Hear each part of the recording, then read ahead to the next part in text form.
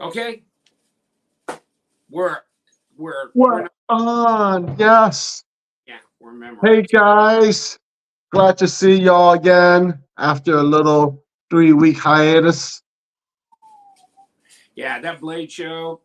Uh, and you know what? If you went to Blade and you didn't get COVID or a flu or something, all three of you guys, go ahead and put your comment in the comment section. Hey, I didn't get sick, because everybody I know, they got.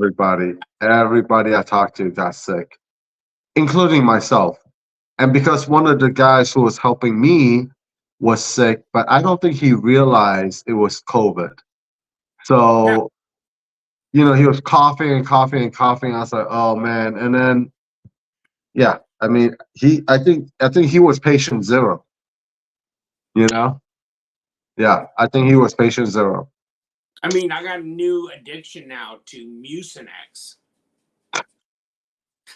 Shit. Holy crap. I mean, that's pretty bad. Because, I still have congestion in my lungs. Yep. I Still. still got the phlegm. Yes. And it's just like, wow, it's the gift that just keeps on giving. So Sean got it, you got it, I got it, Roseanne got it, your people at your booth got it. I just don't know. I don't know if Corey, or Ian, or any of those guys. I don't know. I don't know the Midgards if they got it, or Mark Begg, or anybody. But shit, who knows if Kevin over and Debo and Colin, whoever, who knows? Well, well, if my buddy walked around, they probably did get it. Oh, yeah, I got Yeah. broke and I got sick, broke and sick. So I went home broke and sick. Okay. Well, yeah, I knew something was wrong Sunday night when I kept sneezing. And it was like a super loud, like it took everything out, Yeah, right? And I was like, uh-oh, this is not just a regular allergy sneeze. yeah, yeah. This is like something else.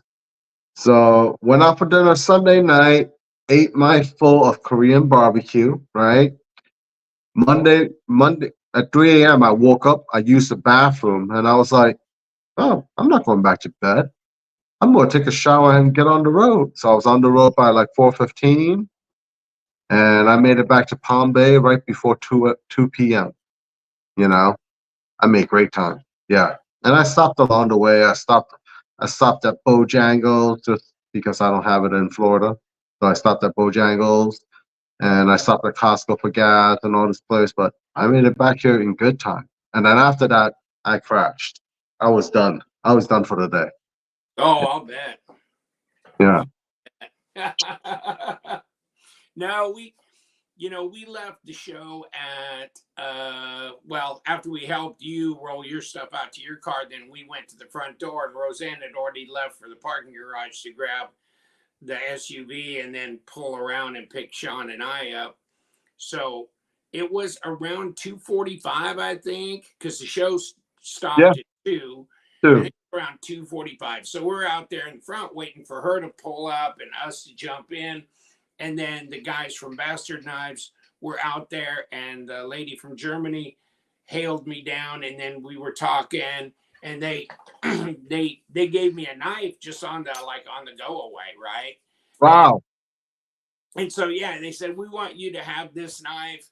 And so I go, yeah, don't twist my arm. But so then we jumped in, and Roseanne and we dropped Sean at his room because he was staying overnight because he had to fly to Mexico the next day to do a Right. job. Right. Right. Right. So so we started driving to southern Georgia to Yeah. right on Valdosta. the. Valdosta you went to. So we had a motel room in Valdosta. So we leave there around 3:15, blah blah blah, gas up and go. And it was just total fucking traffic, just a load of traffic. It was moving, but sometimes at 15 miles an hour, and then Right. some 30 or 40 or whatever. But from where we started in Atlanta to the next 50 miles was Oh my God. just bumper to bumper traffic. And I go, what are these people doing on a Sunday? I mean, it's Sunday, people. Get the hell off the road. Go to your aunt's place. Go in your swimming pool. Do something. Get the hell off of here. So Valdosta, when we got to Valdosta, it was just like, it was like 7, somewhere around 7 o'clock. And then we went to the lovely Texas Roadhouse because Woo-hoo! Texas Roadhouse. we were going to have the roadkill, which is the ground beef patty with mushrooms and gravy and blah, blah, blah, blah, right? It was burnt. It was effed up. And I was, I was not feeling good then. I knew something was wrong with me. Right, right. I didn't really eat all my food there. And that's all I had that whole day. And then the next morning, I got up and I just go, we got to get out of here. So we drove down to Lake Placid and we were home by 2:30, 3 o'clock in the afternoon. And yeah, Orlando traffic. So, but we got there and you know what? I just sat in the lanai and I mean, I just promised myself I was going to be able to down some cold ones. But the next day, I could not smell the coffee. I got up. I didn't feel that bad, except I knew I had congestion and stuff. Right. I smelled the coffee. I go, oh, shit. This is like COVID back in April of 21. And I go, Roseanne, I can't taste or smell anything. I didn't feel bad. She goes, got COVID. I went to CVS Pharmacy and they died. Yeah, you got COVID. That was back in 21. I don't bother to go get checked anymore. I know I probably had COVID like 3 or 4 times. Well, I mean, the thing is, like, so one of the symptoms I had was I couldn't smell or taste, right? So I was like, okay, it's probably COVID, but let's not worry about it since I've had it before. And this is just the latest strain, and it is what it is. And then, now I'm better, now I could actually taste again and smell again. When I first got COVID, I couldn't taste or smell for like a couple of months or more. Right. And you know what? This time it was like for a day and a half. And right. So, and your appetite never leaves. You don't. I mean, you still want to eat. So there's that. It's like feed a cold, starve a fever, or whatever. But that's not the issue. Yeah, I could eat and this and that, but I mean, congestion, runny nose, stuff like that. And then you did feel tired. And Roseanne got it worse than me. She always gets it worse than me. Oh, so, no. She's still battling it. I mean, she's functioning, but walking zombie type functioning. I mean, she's doing her normal stuff, but it's just, she's wiped out. She doesn't feel that great, So does that mean you're doing all the cooking and cleaning in the house? No, I mean, she's doing her normal stuff, all the cooking, the cleaning, repainting the house, having to rebuild the cabinets. And, did she do the framing and pour the concrete pad? No, I just sit here and pretend I'm doing something for my channel, while she like, of course, goes around doing the bedding, stripping down the bed, doing all the washing machine and stuff. But I'm like here, like playing with knives. Hi, I'm working so hard. Never mind. Oh my God. You have to. What are you showing, man? What's that? Oh, that's the knife that you got as a gift. And so EFD. And then going, huh? And then the binary. Oh. And then the Trinity. There's my binary. Yeah, you got the purple. I put my Trinities over there on the cart because I always have them here. But and then my favorite one is the binary. Your result knife. The LTK result. That's right. Only available at White Mountain Knives. But these are only available at LiongMah.com. They will be available in August because I'm leaving in 19 days for a whole month, people. Yeah. So be on your site.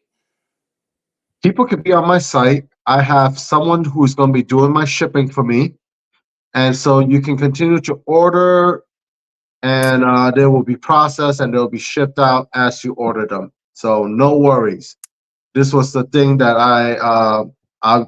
this is a dream of mine to live part-time overseas, but I'm just gone for a month. Okay. So I'm going to be in Southeast Asia with my mom and sisters. This will be the first time we're taking a family trip for in years, years and years and years. And then we'll go see David, for a week or so.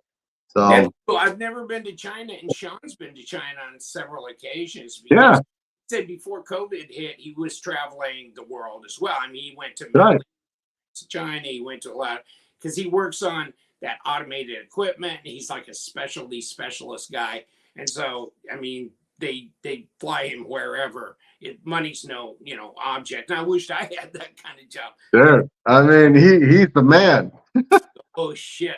So he went to Guadalajara after, and then just when he got done in Guadalajara at that job, which was Thursday night, I talked to him and he goes, "I'm getting it. I got it. I got it. I got some." Yeah, I talked to him a couple of days ago because he ordered a couple of knives from me, and then he wanted one of the binaries and another EFD because he gifted it to someone else, his. So he reordered one for himself, and so I shipped it out to him and stuff like that. Yeah, and he's like, Yeah, yeah, ship it out to me.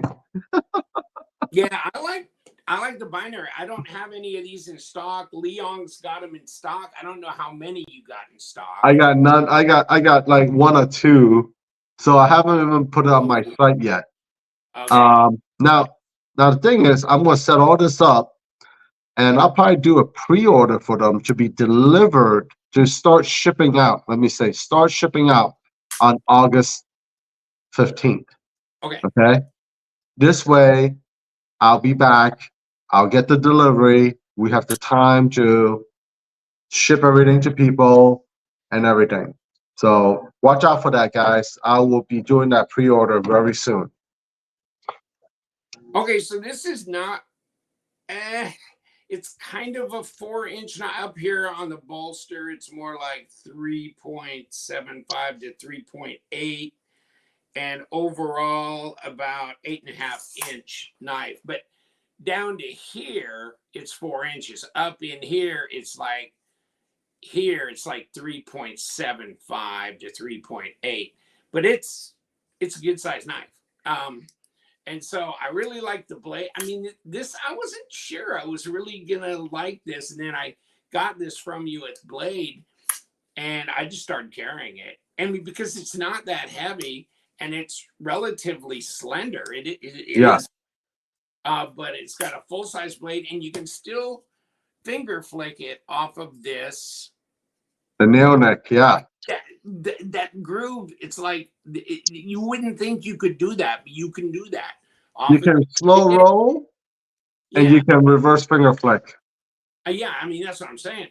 And then, of course, I never do this, but there it is. There's a flipper tab there. And then, of course, you can front flick it as well, right? Yep. But it's getting to be so big that front flicking is not as easy to do as it is the top or Hmm. flick, and I just love the reverse flick myself. So, whatever. But you can do all three. So it's definitely fidget friendly. Liner lock 14C. 28N. Yep. So, I mean, good user steel, good corrosion. But, I like it. I like it. So, whatever. I got that. You know what? I really don't officially own an EFD because I've never taken one out of inventory and called it mine. But I've been saying I should. And then I can reconcile you on it on the website thing. But yeah, I could do that. And so everybody, I do have EFDs, I do have Trinities, and when you buy that, you get the free swag pack with this stuff. So if you want to buy it from me, to get a Trinity or an EFD, you can do that. It's the same as buying it from Liong, except you get the swag pack with channel sticker and PVC patch, glow in the dark, and a koozie. Those koozies are awesome. Where did I just lost. And Lee tests out the koozies on a daily basis. Here's my used koozie, baby. That koozie looks well used. That koozie looks well used, Lee. Baby, let's put a little bit more mileage on it right now. Brother man. So, oh my God. Aluminum caps, they will murder your thumb or your fingers. I mean, some of them, even my brother-in-law, he'll take off his ball cap. Some of them are really vicious, and other ones open right up really easy. I don't know. It's the manufacturing process of it all, you know? Oh, God. It is so freaking humid. It rained for a while today. Oh. Steamalicious outside. Yep. It rained the whole night here and up to about 1 o'clock here, 12 o'clock here. And I didn't realize it was Juneteenth today, even though we talked about it yesterday. Oh yeah, yeah. And I went to the post office to ship out some packages, and the post office was closed. And I was like, oh. Oh, I didn't know it was a federal. It's a federal holiday. Not today. Yes, it is. Yes, sir. Okay. I've got 10 packages sitting in my mailbox ready to be picked up. It's a federal holiday. They won't pick it up till tomorrow. Right. Holy moly. So I took a couple hours getting all these orders put together from the drop I did last night with the Patreon group. And I didn't even have to do it because they ain't even coming. It's all right. It'll be less work for you tomorrow because now there's 10 packages you don't have to ship out tomorrow. Ugh. Right? Oh, yeah. And I've got more orders that have come in since like 2:30 this afternoon. Yeah. Okay. And then I printed my manifest as well. So I've got all that ready to go for tomorrow. Well, yeah, I guess I'm ahead of the game. Yeah, you're so set, dude. You're so set. Okay, so we've been Jack John, but we need to do a couple of things housekeeping wise because we were talking about giveaways, right? Right. Here's our guy. Oh, don't want to show you that. Okay, here's the guy. I'll explain this one here. Guess where Sean? Never mind. Let's do this first. So this is the guy. Okay, Broke AZ Knives. So you can't be international and win because I ain't shipping to Croatia again. Or where was it? Serbia. Right. And the thing is, it's nothing against anybody. We love our fans, but these giveaways, they come out of our own pocket. They come out of Lee's pocket, not my pocket. They come out of Lee's pocket. And shipping overseas, it's just a big question mark because once it leaves the U.S., we have no tracking, we have nothing. And if it doesn't arrive, then we feel really bad. But there's nothing we can do about it because these you'll feel bad too. And yeah. You'll feel bad too, but you didn't pay anything, so you haven't lost anything. So we all just feel bad, and it was a nothingness to nobody. So, and that sucks because it actually has value. Right. Giveaway, they have enormous value. So, Broke AZ guy, before I give it up, okay, you won. And you know what you won? You won the 9TI EDC multi-blade swap out knife that I've told you about before, so you figure it out. And you win the little swag pack with the stuff. And you win, this time it's a Trinity, but you can pick your color, okay? So you win a Eutectic Trinity, and then you win the tactical knife, okay? And then you win the Revo, the Revo Devo knife, which is a flipper, and I showed it. I think I showed it on our last foray, but whoa, baby, Ah. Revo Devo, and so there's that. And then you also win, of course, which I could have used this last week, the 3-pack of ponchos. Remember, Oh you man. wanted these, but no, you're not getting them, man. You're not getting them. And so there's those. And so that was the prize package. And you know what? We've got a different prize package. Tell them about it, Leon. Oh, so for those of you who will be entering this giveaway, you will be getting a Nanook hard case that is logoed with my logo on there. And this is a promotion with Guard Dog Foam in Canada. He supplied these cases to me. And so to take part in this, you have to follow him and me on Instagram. And it fits 8 knives, 8 of them. And it's black and red. This is high quality. These cases are like $60 and above. Let me check on that. But yeah, I mean, they aren't cheap, and it is airtight, watertight. You can drop this out of a plane, it'll still be like this. All right. And it's lockable. You can put a padlock on each side.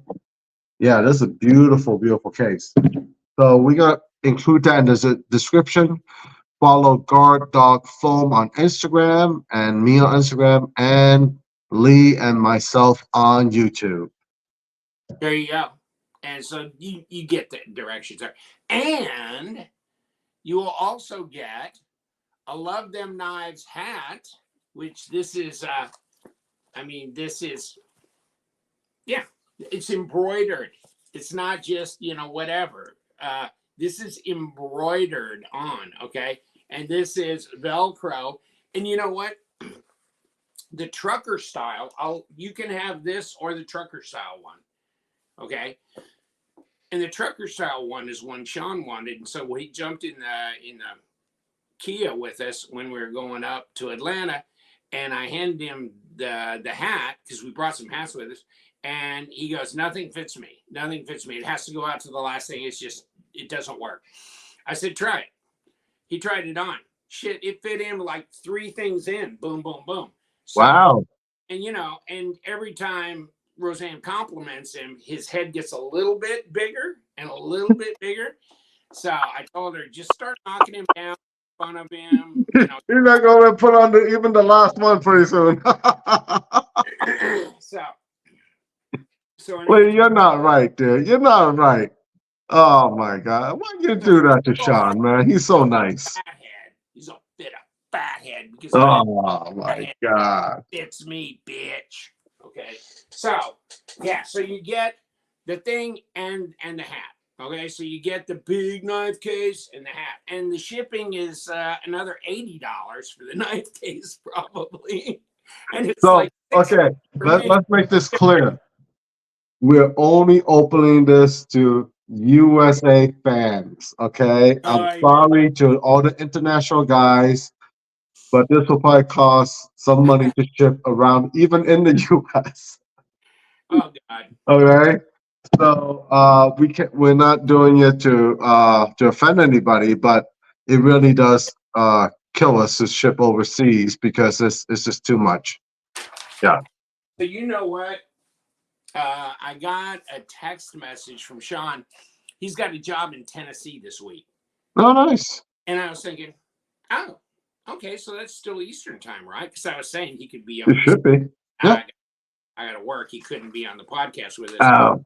And then today, he sends me pictures of the second Buc-ee's he's ever. We went to a Buc-ee's up in Georgia, south of Atlanta. Yeah. Uh-huh. Okay, so we went in there and he kind of freaked out and he bought the Buc-ee's nuggets and he bought he got the oh my God. He got the jerky. He went to the jerky bar, and they got all the jerkies, and he got a bunch of other stuff. Okay. And so this time he went to the Buc-ee's. There's the Buc-ee's over near a certain place that is in all of our dreams and fantasies. What could it be? What would be in Tennessee that every knife lover would like to visit? What could it be? Could it be Smoky Mountain Knife Works? Smoky Mountains in Tennessee? It's in Tennessee. Really? Yes. Where do you think it is? I thought it was in the near the Blue York. Ridge Mountain of Virginia. So Wes doesn't live far away. He lives over in Tennessee. He doesn't live far away from Smoky Mountain. But so of course, Mr. Big Huge Monster Truck guy, okay, with a Ultra Mega sticker on the back of his truck, because apparently he's not going to do well in Portland, but it passes in Florida for him. So where does he go? Where's the shelf he goes for? At Smoky Mountain. Oh my Holy shit. Trump knives. Trump knives. Oh my God. I still have one rolling around from the 2020. Yeah.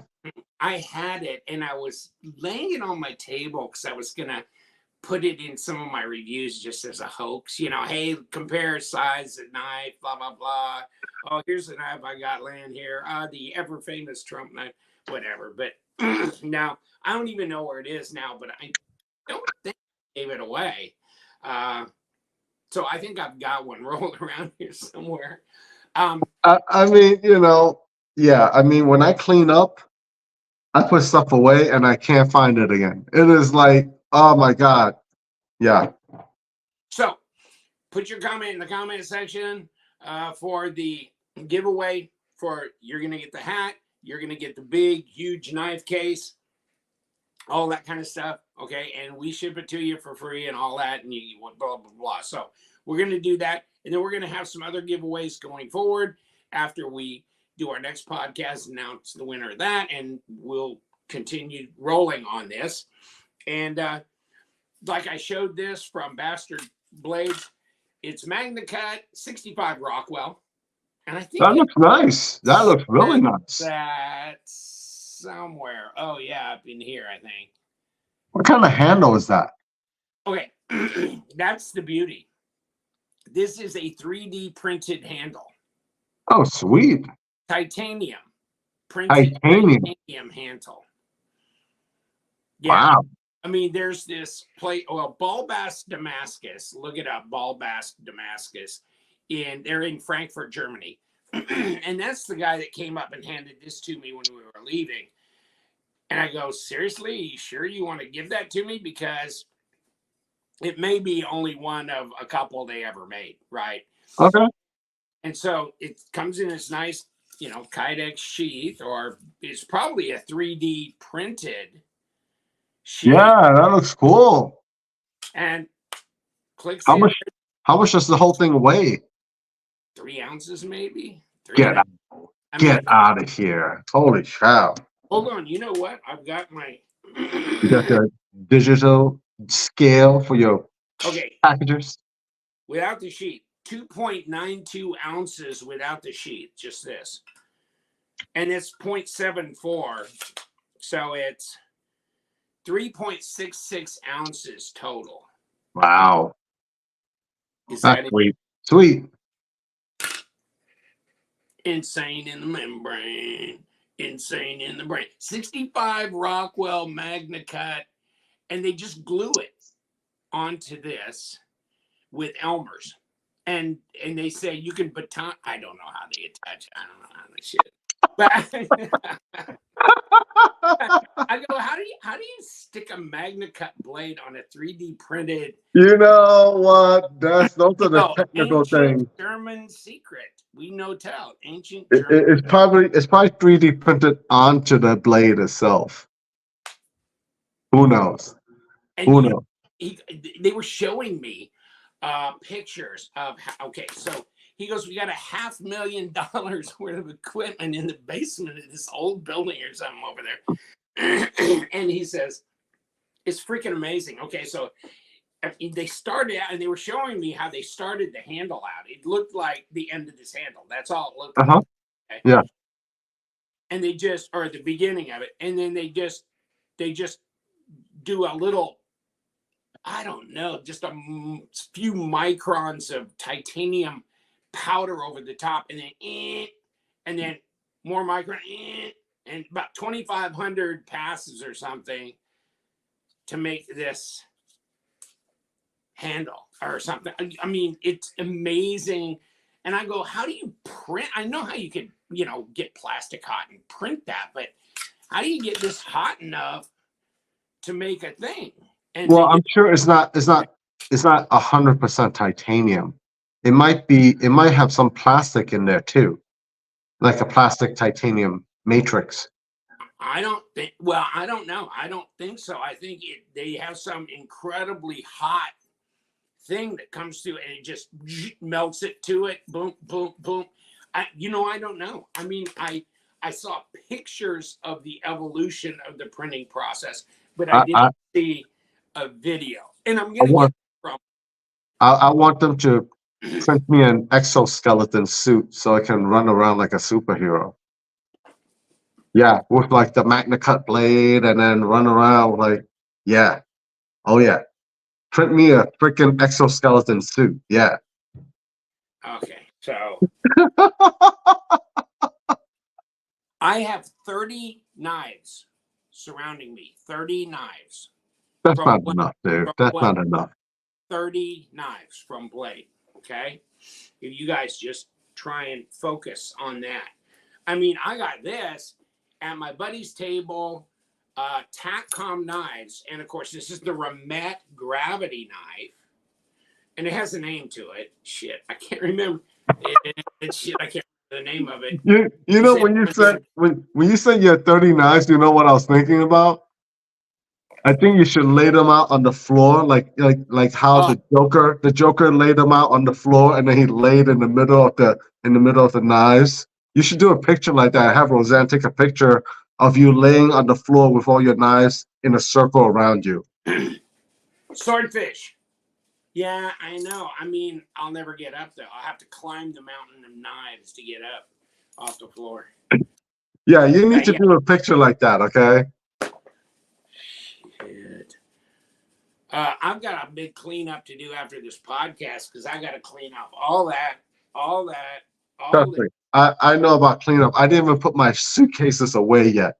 Everything is still like in my living room, all right? ProTech, PDW Invictus. Okay, so I was going to get that new Sinkovich one. I was not that impressed with it. And the problem is the only ones they had with aluminum handles were the black handle. I didn't want a black handle. You got something against black handle? I've always liked this. And this was a show special as well. It's got the little abalone whatever thing and all that. And front and back are the same, and it's automatic, and it's Magna Cut. Yeah, I think so. Yeah, I think it's Magna Cut because I think they did them in 154. Well, they did a bunch of, Magna Cut. Number 7. Ooh, look at that. Number 7 of 120. So this was well under $3 billion. So that was good. Damn, how much money you spent at Blaze Show? Don't ask. I mean, I told my Discover and Visa card to get together and fund me. Okay, so, and then this is from SRM. And that is some crazy handle material, bro. My buddy at SRM, he was happy that I came and did a video, and he saw me admiring this, so he gave this one to me, which is way cool. I don't have a box or anything. Right. But yeah, I mean, this is kind of an Axis lock type deal, and I just thought this was way super cool. Although they got some really, really super cool prototype ones coming out, but they're not available. And then Todd Knife and Tool. Oh, they gave me one of those. The wrench sets. They're no fool. They are, they got a wrench set. Yeah, I got one of those too. Did you get one from them? Yeah. They came by my booth and then they started, they're like, okay, we're gonna give you something. I'm like, what? You're gonna give me something? And then I think this show I had the most people giving me stuff, which is amazing. I never get anything. No one ever gives me anything. And at this show, I got a wrench set, I got coins, I got, I got a glow rhino thing. Yeah. Oh, yeah, I did too. I got a glow rhino deal. Yeah, and I got like a Oh, t-shirt. the training Roseanne got me a t-shirt from Microtech. See? itself one from Microtech that she's going to take up to Illinois and give to her younger brother, who's Right. but I mean he and his buddy love the OTF knives from Microtech and stuff. So she's going to bring in the Microtech shirt, which is like it's beautiful. I got one too. I got one for free with purchase. I got two of them. And so I do have two of them. I got a black one and a green one, and I got them with purchase. But there's the purchase, the Hera 2. It cost me $500 freaking dollars, right? Oh, that's nothing for you, dude. That's nothing. Oh yeah, it was nothing. There's nothing. Nothing. This dog is a big dog, and really the action on it is super nice. I didn't buy the one that they have that's got zero play now. They got a new one out with zero play. I got this one instead. This one's cool. This one's way cool. What's the new one with zero play? I mean, look at this. You see any hardware here? No. No, Any hardware here? not that I can see. No. So it's magic elves that just put it together and seal it. I love magic elves. Magic elves, please come to my house and clean up. So, I mean, that is, and they have something in there like, you open this knife, we're going to kick your ass. Okay. You open this knife, you have to send it back to them to put it back together for you. And I saw this over at the Reich booth at Keto USA with Ian. It was in their case. And I go, oh my God, it's the Matrix. Are you guys making the micro? Yeah. They are the ones making it. And they are making the Microtech Matrix. Okay. And they go, well, you can't buy the one we got. We got it here just for display. Okay. So I went to Microtech and I said, I didn't think it was out. And they go, yeah, it's out. It's out. You want one? I go, I don't know. Just a bear shit in the woods? Yeah, of course I want one. And so, yeah, I bought one. Oh, by the way, that'll be another $500. Oh, and I had already bought the Hera. Okay, so that purchase was done. So he goes, well, I'll give you another t-shirt. Okay. Well, that seals the deal. But I did want this really bad, really bad. And they have two versions of this, different carbon fiber. One's got just carbon fiber inlay in a little bit in here. And this one has got more carbon fiber kind of overlay the way it functions. But, I mean, dog, where's my thing? Where's my, oh, of course, where's my measuring thing? Because this got to be 4 inch. It's close. It's close. It's 3.8 at the closest point, and then down near the choil at the bottom, it's 4 inches. And overall, if you throw in the glass breaker, it's 9.25 inches overall length. Wow. And wow. But I'll tell you what, they really got this son of a bitch jacked on here. Oh, man. I mean, it's I can do it now because I loosened it up. But I had to take a rag and some. Isn't there like a tool in the whole box thing? I broke it loose without boogering up the titanium on here, but thank God. And so now I'm leaving it, tight, but not freaking overly tight. Jesus. So yeah, so you can flip it right or left hand. Remember when they got into it over the Matrix and the Natrix with That was like 10 years ago, dude. Oh, I know. There was big nasty. Right. I mean, who's stealing whose design on what's this called? The frame. Subframe lock. Subframe. Yeah. So I got those. Yeah, I got that, and then I got this from Riot, which is the new, and it's not the PL.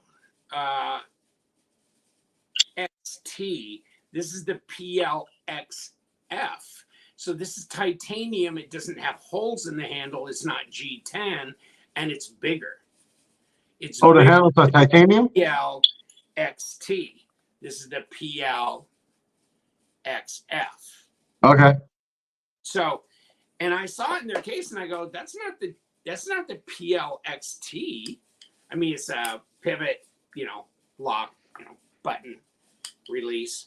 And then this is a little lockout thing here. This little lockout. So you can't disengage it.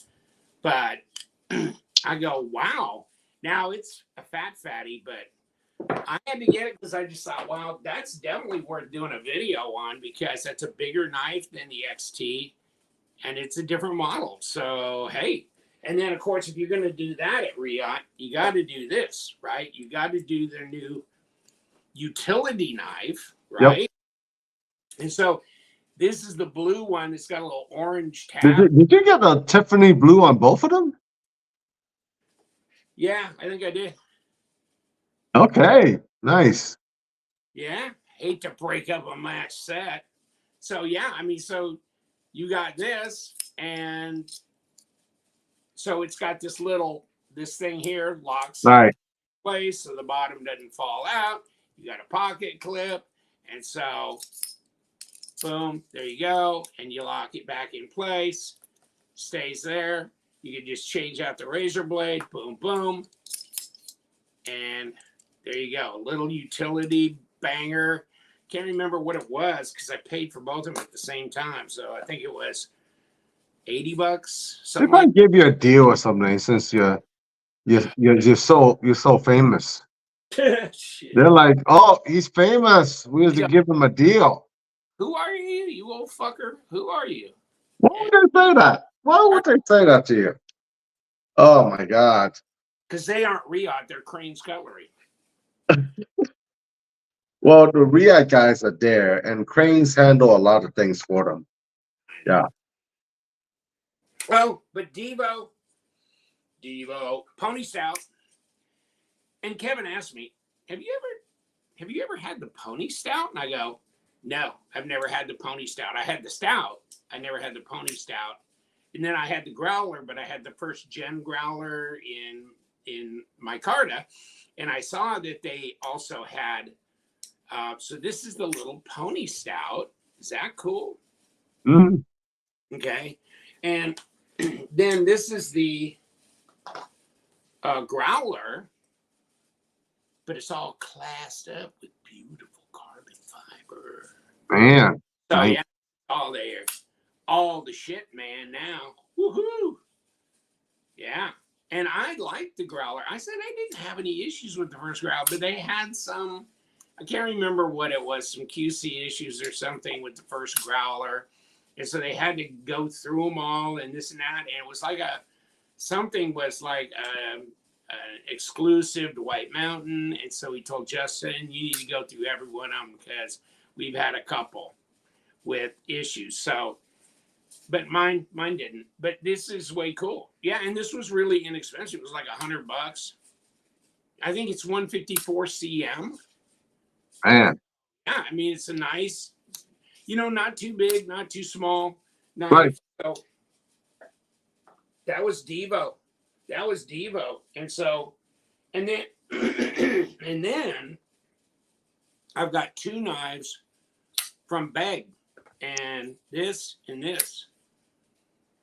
These are both Kirby Lambert designs they're coming out with. They are not out yet to the public. They were available for purchase at Blade. But these are both JVO designs, but JVO made this design for Kirby. And then so it's coming back around to Beg. Okay. So that's both of these. And you know what? I can't remember the name. It was like you're bad, dude. Like this is about like the Station. I think that's what they were calling this, Station or Station knife. Okay, Kirby and these are VG tan steel, so they're not expensive, right? Okay, right. So they're not expensive at all. but they are. I mean, so they're taking some of these knives that used to be really, really expensive, and they're making them. Oh, and there, this is the microburst, which is not only a JVO design, but JVO did this design with Olson, who's a famous custom maker. Mm. And so now it's the microburst available through Bag. Okay. And aluminum handle, I believe. And then just Olson, I think, was the one that devised this little roll back kind of flipper thing years ago. Right. And so that's what this is, the microburst. And if you put, you know, you can get all your fingers actually on it if you roll up to where that choil ends, and you can be like this, even though it's really a small knife. Mm-hmm. And then, of course, it's got their pocket clip with the ceramic ball, all that kind of thing on there. So that was very cool. Very cool. I mean, shit. What else we got? Got Cancept. Okay. This one, I have to, it's called the REI. REI? Yeah. So I don't know how you pronounce that, Ray. REI does the outdoor clothing store? I don't know. It's REI. All right. It is REI. Interesting, I thought, with these three things here on the other side as well. Not too big, not too small. Pretty good. Little carry around knife. So I thought that was way cool. And then, of course, Justin Lundquist, Jacob, not Justin, god dang. Jacob Lundquist, who did, of course, the Cubist knife, PE edition, all that kind of stuff. The Cubist guy. This is the Vanish. Oh, there's more than one Lundquist? With Kaiser. Yeah, there's Justin and then there's Jacob. You probably are more familiar with Justin because he did the front flipper, whatever, for Kaiser and a bunch of different ones that were thin little. Yeah. Justin. And Are they related? No. What? No. But then there's Jacob Lundquist, who came on the scene later and started custom making the Cubist knife, which was kind of this design, okay? And he was selling them, and then he had some made, produced in China, I believe by QSP. And then QSP had the Vanish or Banish or something, and this is one, or they had the variant. I think they had the variant is what they called theirs, QSP. But this is with Kaiser now, and that's what this is. Okay. Okay. So, and it's just a Vanguard edition, so it's inexpensive, tiny little button lock knife. So you can go to Atlanta and you don't have to spend $500 like a dumbass I know did, but you can spend very little money. Oh, and then talk about the bastard knives. This is what they gave me when I went to their booth to actually do a video. And this is, once again, is a titanium 3D printed handle, but this is the Ballbast Damascus blade. So they're doing this. Come closer so we can see the Damascus pattern. Okay, now we can see something. Yeah. Well, it's not. I mean, it's got me in the background, so it's not focusing on this. I don't know if I can get that to focus as good as it should. There you go. Is that a little better? Slightly. Yeah, now I can see a pattern. Yeah. Yeah, I probably don't have enough light or whatever, but yeah. But yeah, I mean, so this is way ass cool. I don't know. I'm just like blown away by this. It's way cool, baby. Oh, there it goes right in there. And so I got this little sheath that you can carry around your neck, you know, blah, blah, blah. Just saying. And then Seth, Todd, Terrell's brother, gave me this. They Oh, ran nice. in the hall. I was talking to him, and they gave me that driver's set. And then I was talking to him about the different knives, and I did a little blurb with Terrell on their new knives. They got a couple new designs, a gent carry with Bestac, and another one, the Nexi, Okay. them as well. And I go, you know, but my favorite was this one. And this is the, oh God, oh shit. Now, see, I remembered it right up until the time I couldn't remember it. But this is the one that I liked the best. And then they had, now that I said Nexi, this it starts with E. God dang it. Whatever. This is the one I really liked the best because it was the biggest one and stuff. And then they did 3 knives, the Roxy 1, 2, and 3 with Wee knives, remember? But I like this one better. Okay. So, and I said, but the problem is the one I had 3 years ago or so, some guy traded me out of it or something. And I said, I need to go back around and get one for a long-term keep. And so they saw me the next day walking into the show. And Seth goes, you know what? I've got like 6 or 7 of these. Here, let me give you one. And he gave this to me. Nice. Nice. Hell yeah. Hell yeah. Man. So I got drivers and a knife, and a hell of a knife. Sweet. Oh. Did I? I haven't showed you the stuff I got at Keto. Keto. This is Roboto or something like this. It's Mr. Robot. Mr. Robot was a show. Mr. Robot. And you know what? This is a shirt. I said, I want that shirt. And Corey goes, that's the one I designed. So this was designed by Corey Hurd. Okay. Coming out with a knife with Keto, which is Reich's manufacturing division. Okay. And this is his shirt. I mean, if this guy can design, this will be interesting to see. And he's a freak for Max Ace and Reich. And I understand it because I'm a freak for Max Ace and Reich. So check this out because you know I'm a world-class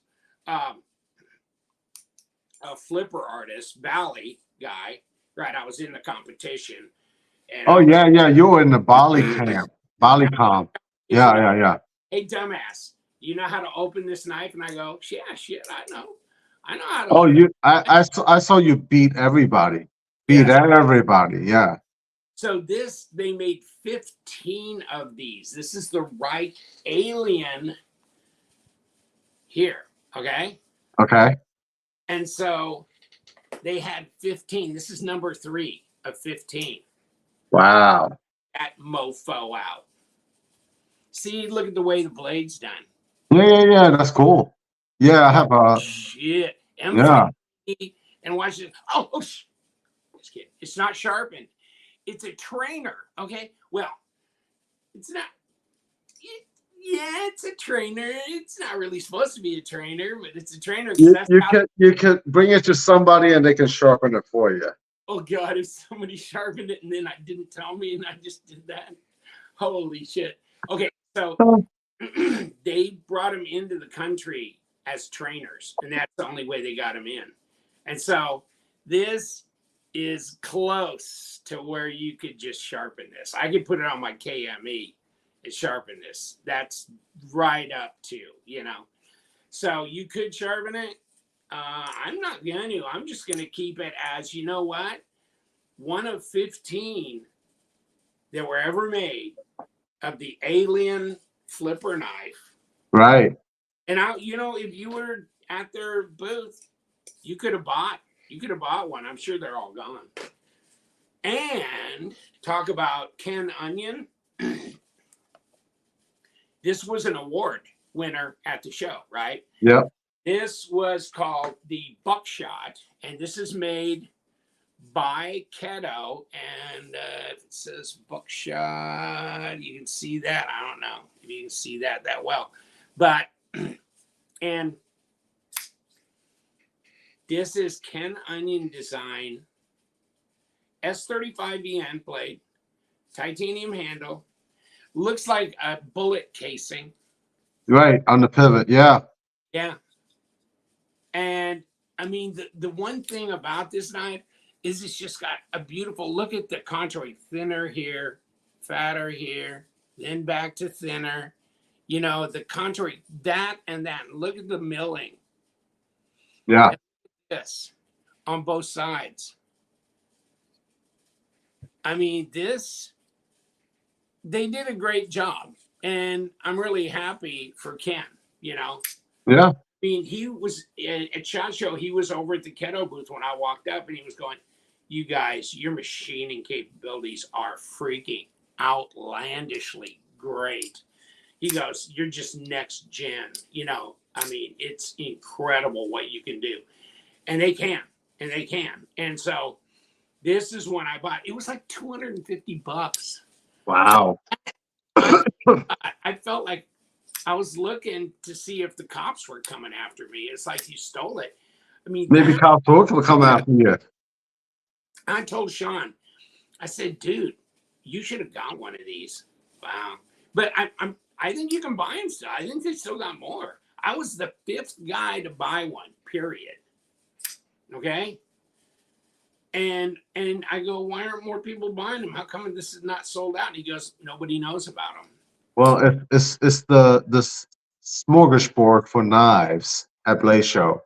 Yeah. So, check you know. Keto. Okay. And then this is the stuff. And this is the information. So yeah. If that's right. But yeah, I just go, I got to have this one. I didn't know it was a Ken Onion. It was laying there on the counter. It's like, holy cannolis, that is a beautiful design. And Ken Onion has made some. The Hijinks, it was made in Italy. Mm-hmm. Okay, remember that one back then? Yeah.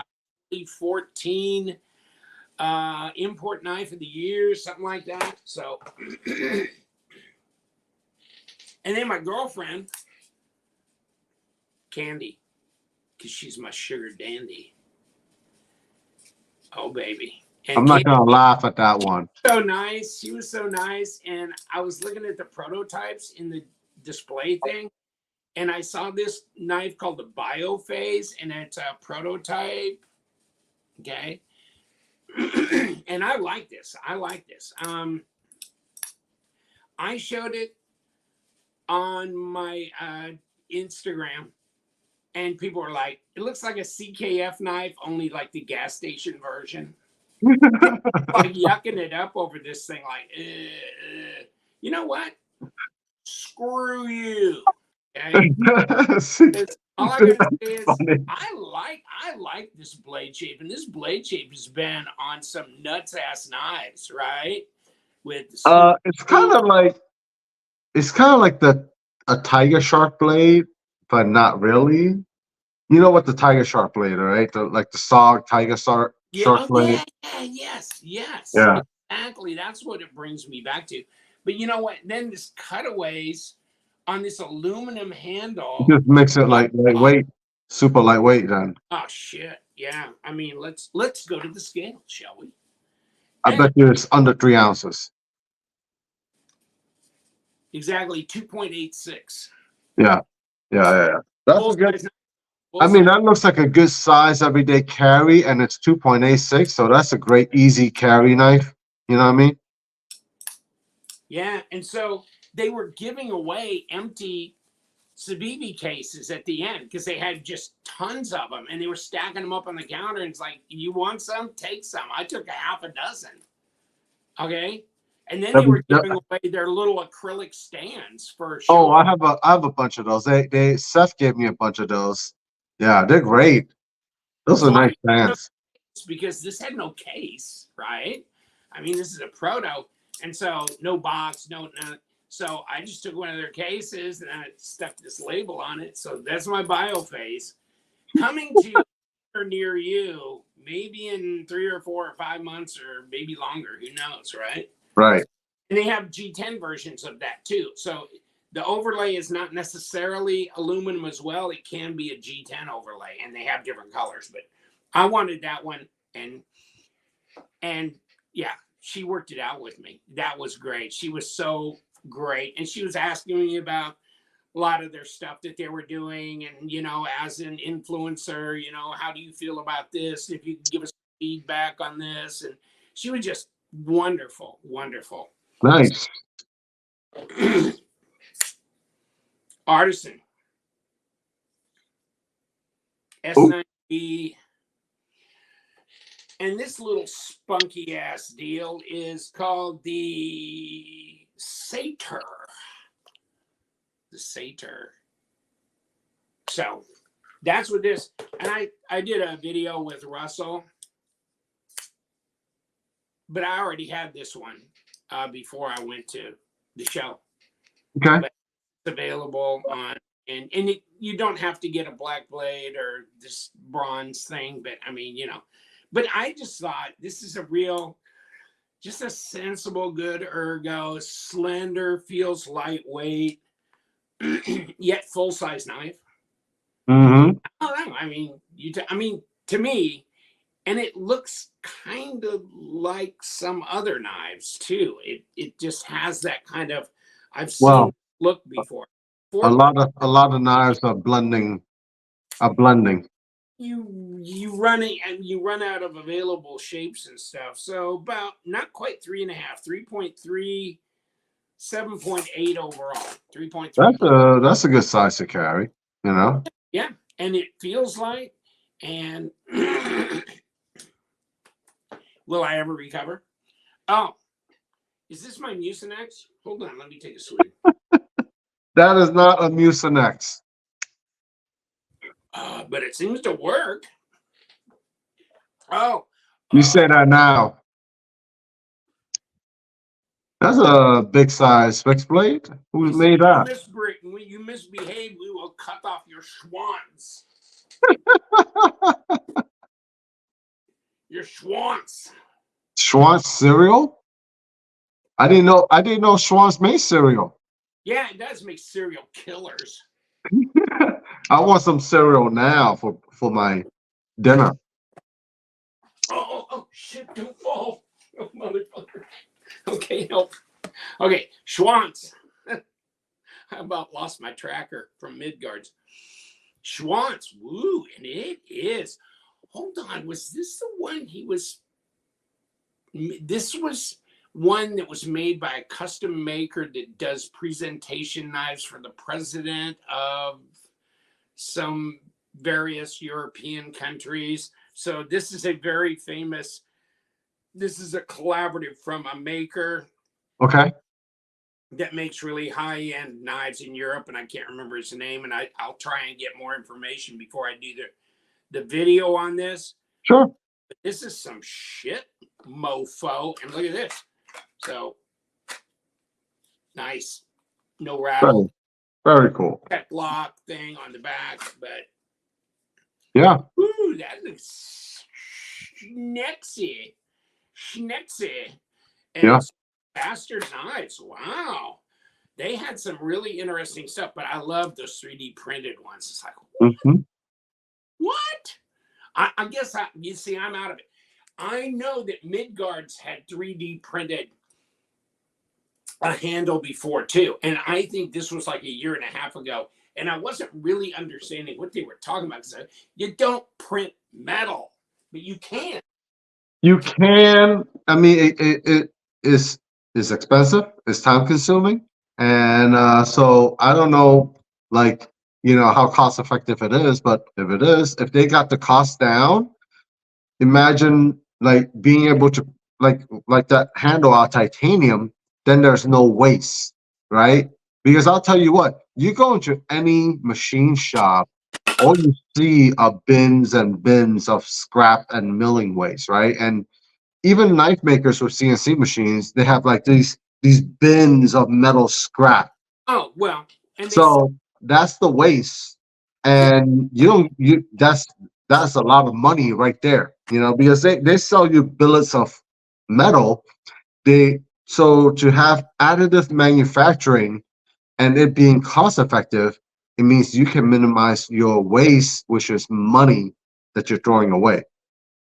You know, because if you sell when you sell the scrap, you don't get back anything close to what you're buying on a billet of material, right? Like a plate of titanium is going to cost, let's say, $10, right? When you sell the scrap, they might give you 50 cents on it. Yeah. That's about it. That's just a rough example, okay? So don't Yeah. quote me on the numbers. Very rough. Yeah, yeah. So yeah. Hey, yeah, Midgard's and Fox. So nice. Midgard's is going to end up owning everything. I think they already own PMP knives. They're doing shit with Boker. They're doing shit with Fox. They are crazy. I think they had OEMs done by Best Tech.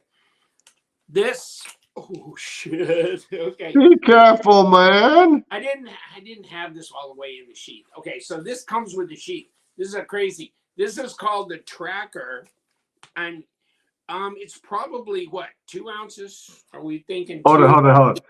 Let me guess. You could carry it like a fixed blade or put it in your pocket, but it's probably like it looks like an inch thick. Yeah. What?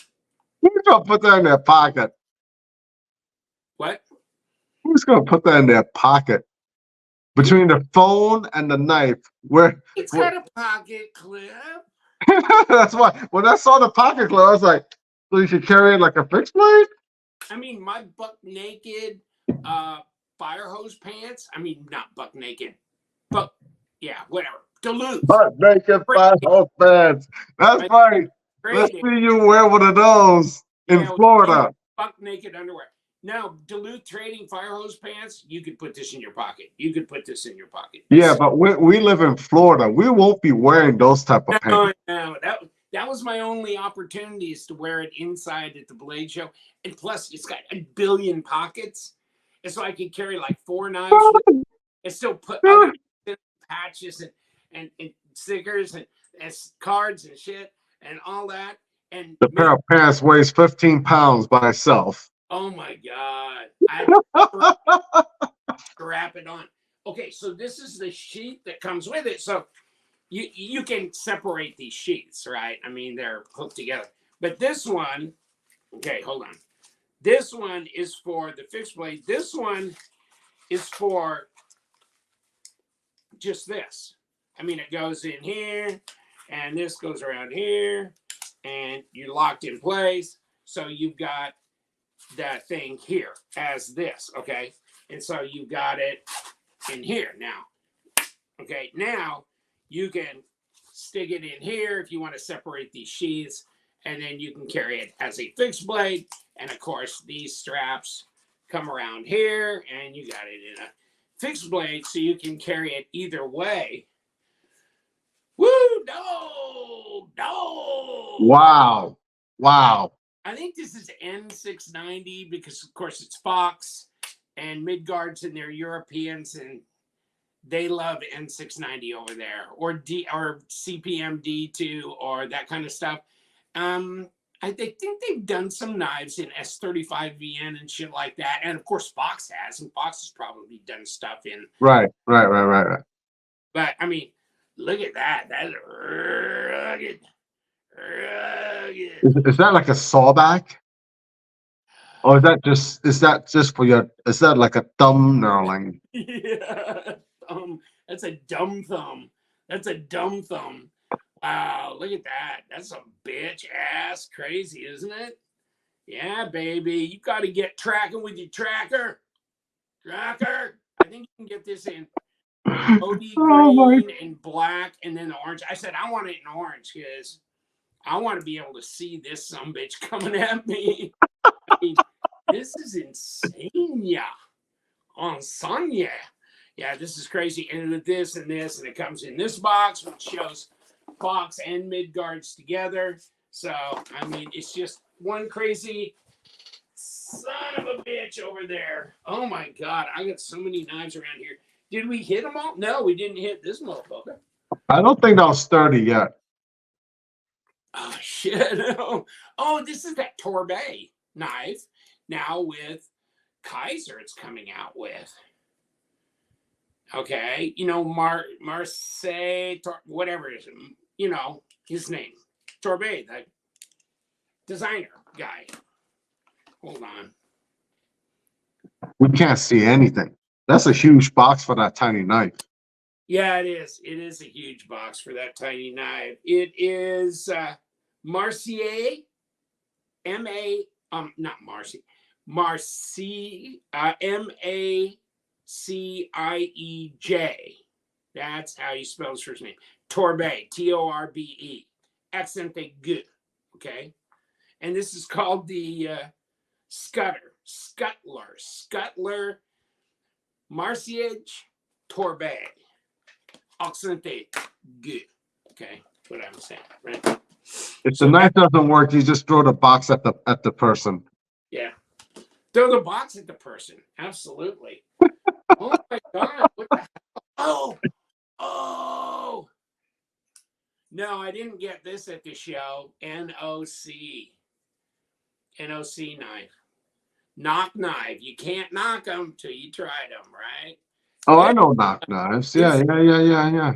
front flipper craziness. And this That's probably like the most 22 normal looking knock knife I've ever seen. MT29. It's the MT29. Knock. Oh, Usually the designs are like I've really got out there. Evan. I mean, this thing is vicious ass wicked looking.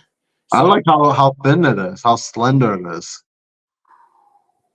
well, the handle's not very slender. I'll bet that's 0.55 right there. Easy.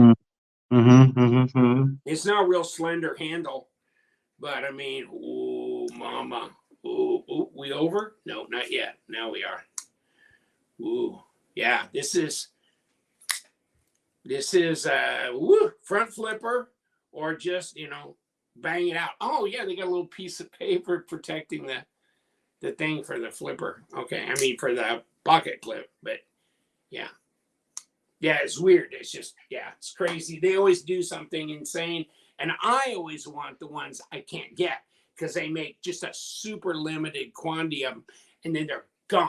And they're not cheap. They're $500, $600, $700 or whatever. Yeah, Crazy for the I real. mean, you know what? When it's limited like that, it's more of a handmade knife. I mean, they're all handmade, right? Like I tell people, there's so much handwork in my knives, but the only reason why I can be the cost of this is because I do, you know, a good enough run. Yeah. Yeah, I'm sure these are factory made, but I mean, these are more affordable here. These would be more in the 250 to 350 range. Right. But they've made some NOC knives that were just regular bullshit on Amazon. You could just buy for like under $100. So Right. choose your poison there. Hmm. Oh, and did I tell you about our night with Kaiser over in the Battery area coming up on the, you know, across from, if you haven't been to Blade, how do you explain that? So you've got the Cobb Center Galleria where the Blade Show is, and it's right next to I-75. So the Battery is basically where It's the across Braves where Stadium they play. is, and it's about like a 10 to 15-minute walk across like a walkway into like a restaurant hotel area, and they call it the Battery. Okay. And it's a nice area. I mean, especially on the evening. On the evening, it was nice and cool, so you can walk around and try all the restaurants.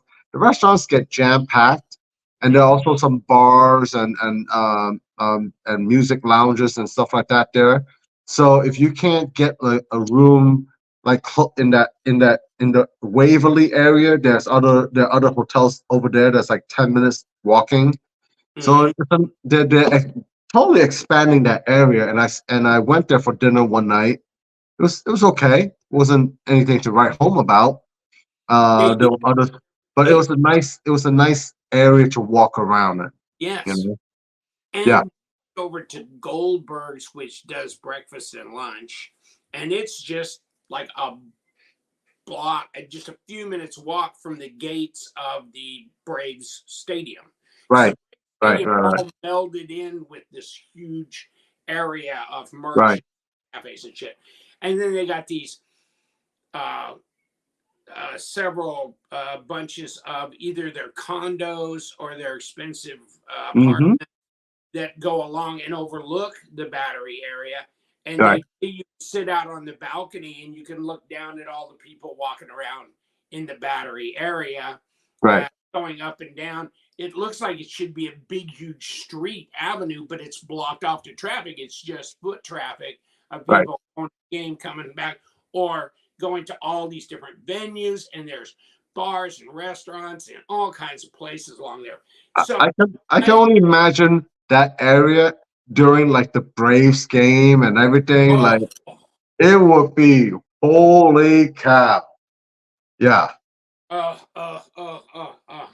don't even want to try and, oh my God. Yes. And they have a punch bowl social club. That's what it's called there. And Mm. that's where Kaiser had their thing last year and they Mm-hmm. this year. And so I went with Roseanne and Sean this year, and they gave out these packs plus a Kaiser hat to everybody that attended. And so this is, you can rip this patch off. It's a PVC patch, Kaiser patch, and then you unzip it, and inside, ooh, inside here it goes. Whoop, almost lost a knife. And so this is Mr. Nice Guy, I think is what it's called, Nice Guy knife. And it was done specially. I got hers and I got mine. So Nice Guy, so 11 years. And then it's got the graphics on it. Oh, sweet. And it's Nitro V and it's a liner lock flipper. So it's just a little simple knife. I don't know that this is part of the Laconic series or if this is just Vanguard, but it's like $49 or something if you go onto their site and look at it. So, I mean, but it doesn't have these graphics because this was just for the special occasion they did. And so you got that. And then in the rest of this pack, then you got a deck of Kaiser playing cards. Oh, sweet. Yeah, I thought they were really cool. And let me see what else is in here. Oh, yeah. Okay. So, and you get, 11-year coin stickers as well. I thought there was going to be a bundle of $100 bills in there, but I guess not. You got the pack without the $100 bills, bro. Woo, baby. This is me now in Florida, back in Florida. Hanging outside.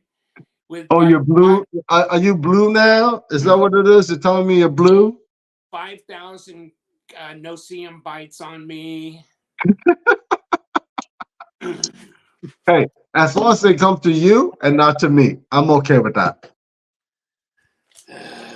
Yeah. So, yeah. Am I turning blue? I don't know because I take that supplement called Kratom because my landscaper guy brought it to my attention because he's been taking it for like 8 years and he's my age. Okay. This is a guy going out digging holes and doing landscaping and he's my age. Oh, and his dad, I'm going, what? It's still doing landscaping? Dad is still alive, okay, and out kayaking in the ocean. Yo, you need to get on his regiment and, man up, bro. Man up. So I'm All going, right? what? Man up. So I was trying to explain is I'm taking my Kratom pills because he introduced me to Kratom. It's the supplement. And there's a lot of controversy about Kratom. Like some states have banned it. Oh, of course, now that the big pharma can't make tons of money off of it, they want it pushed up as a Schedule I drug or something like that. And it's like, wow, you see how this thing works, right? Of course, that's how it works. I mean, the thing is, they don't want you to have access to natural remedies. No, I know. I mean, Like, seriously, why would they want you to have access to a natural remedy when they can make you a customer for life? and it is. It's what do they call that? Yeah, when they get when when they extortion, Right, monthly extortion payment. You want to stay alive? You pay. You right. pay. And you know what? It's because we have got together with the food companies and we're selling you trash to eat. You're gaining weight, you're getting huge. Now you got diabetes, high blood pressure, high cholesterol, heart disease, all this. Now we're going to sell you all the drugs to Yeah, control these, not cure them, control them. It's a monthly payment. So, and then you know what they keep saying about aspirin? Shit, if it wouldn't have been discovered until like 1985 or 19, right. It'll they'd cost be you getting 200 a pill. pill. Yeah, Yeah, that's it. yeah, Exactly. I talked to my doctors pretty frankly too, and they pretty much agree. right. I mean, really, if you just lived the life you should and not the life I have, but I mean, the life What's the life you you should, man? You gotta could. go work out and sweat. Well, I mean, I used to run like a 5K every day when I got home from work. I used to go run a 5K every day. I ran the Tulsa run a couple of times, which is a 15K, okay, half marathon. It was a half marathon, okay. I ran that a couple times. I was like 175 pounds soaking wet. I mean, people thought I was dying of AIDS. That was back in those days. And I go, no, I'm just running a lot. Had a lot of stress Dang, bro. and a lot of stress on me and in the game I was in for a living. And so, yeah, I mean, and so I was out running all the time. And Right, you get to be addicted to that, of the endorphin rush you get from running. And right. so obviously I'm not running anymore. And I'm a, you know, I'm on the large side. So, and of course, if I lost 60 pounds, I'd be off the metformin, I'd be off the blood pressure, I'd be off the Yeah, statins, I'd be off the, I mean, I wouldn't be taking hardly anything, but, you know, this is not helping. It sure helps anxiety. It sure helps settle you down at the end of the day when you get done frantically running around doing a bunch of shit, trying to keep your website going and all the crazy shit that's going on. But people yeah, don't understand like how much work you put into your website and all the other stuff that you do. well, I mean, and then the reviews. So it's like, okay, so I'm trying to check in, you know, almost 100 knives into the website, and Right, you have no idea how many hours it takes to start off opening boxes, identifying sellers, making all the lists, having a backup of everything in your software, and then sitting down, taking everything out of the box, all the stuff, taking pictures of the knives, putting them back, and having them all back in the box and in the proper bin in your inventory to do all that. Then just sitting down and entering the pictures, the description, and all the boxes you got to check to right. get properly in the right areas of your website is an issue. And then some people just go, orange knife. And I got to go, well, Orange hey, night. tell me something. You know, so I'm looking it up. I look it up. I get like, people want to know blade length, overall length, how much does it weigh, this and that and that. So I go in and actually do the research. That's what takes me forever to put them on the website, because I go and I look it up. I find out it's a DLT exclusive, blah blah blah blah blah blah, and I get all that information and put it on my website because I want people to know. Right. Yeah. Put orange knife. I should. I should threaten these people. I'm going to put exactly what you put. And they do. They take a crayon and write it on a piece of paper. Then they take a picture of the piece of paper and email it to me. Well, you know what? I mean, you might want to create a form on your site that when they send you knives, they have to send you this form and actually write out like blade, handle, color, blade finish, and all this other stuff. So it's already a form that they submit to you, so you're not trying to decipher like hieroglyphics or Try, like a try and herd cats. Try and herd yeah. cats. Screw that shit. You gotta Um, do it, man. You gotta make your life easy for thing is, yourself.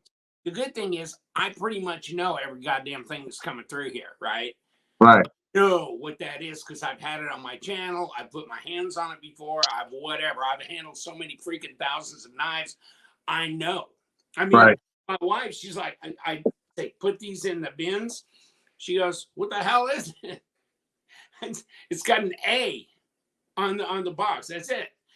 Oh, that's an Asher knife. It's an Asher spear. Okay, so it just goes in the A box, whatever. I mean, it's just, she picks up half this packaging, and it's so weird. I mean, she looks at this. She doesn't. I mean, this says Microtech on it, but there's stuff where it's not identifiable, but all my shit is here because I buy normal knives. Because there's a lot of people that don't buy normal knives, they buy weird shit.